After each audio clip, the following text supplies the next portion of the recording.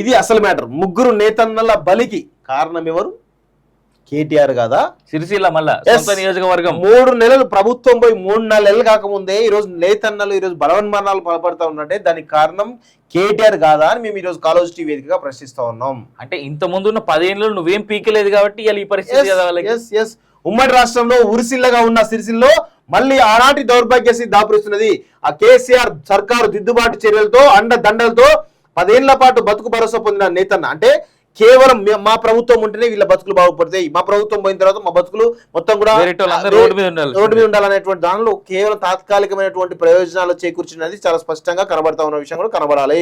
అయితే విషయం ఏంటంటే ఇక్కడ నాకు అనుమానం ఏంటంటే అసలు వీళ్ళని చంపిందే కేటీఆర్ ఏమో తమ పట్టు నిలుపుకోవడానికి, వాళ్ళ బలవన్మరణ కారణం ఉద్రేకంతో వాళ్ళు రెచ్చగొట్టి ఏమైనా చేసిండేమో అనే ఒక అనుమానాలు కూడా నాకు బలంగా వినిపిస్తాను. ఎందుకంటే వీళ్ళు ఈ కల్వకుంట్ల కుటుంబం రెచ్చగొట్టి ఈరోజు అమాయకమైనటువంటి ప్రాణాలను ఈరోజు బలవంతంగా సూసైడ్ చేసుకోవడంలో భాగంగా వీళ్ళ ఉద్రేకం అనేది చాలా స్పష్టంగా కనబడతా ఉంటుంది. వాస్తవంగా వాళ్ళ మరణాలకు కారణమే ఈ కల్వకుంట్ల కుటుంబం. సో అట్లే ఈ రోజు పద్మశాలీలకు సంబంధించినటువంటి నేతన్నల బలవన్మరణాలకు కారణం కేటీఆర్ అనేది చాలా స్పష్టంగా తెలిసింది. ఒక నిజంగా నేతన్నల గనక కేటీఆర్ దీర్ఘకాలికంగా ప్రయోజనం చేకూర్చినట్లయితే కేవలం ప్రభుత్వం పోయిన తర్వాత 3-4 నెలలకే ఈరోజు ఇంత పెద్ద రోడ్డు పడతా ఉన్నారంటే కేటీఆర్ పద్మశాలకు ఏం చేసిండని చాలా స్పష్టంగా మీరు ఆలోచించండి.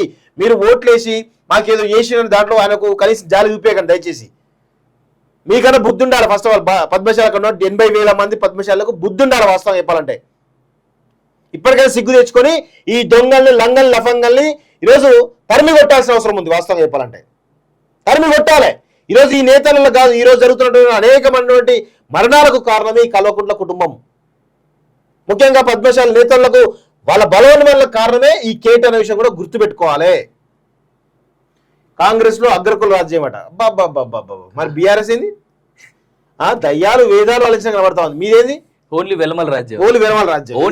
వీళ్ళని కలిసి అగ్రకుల రాజ్యం అంటాం కదా, వెలమల రాజ్యం వాస్తవం చెప్పాలంటే.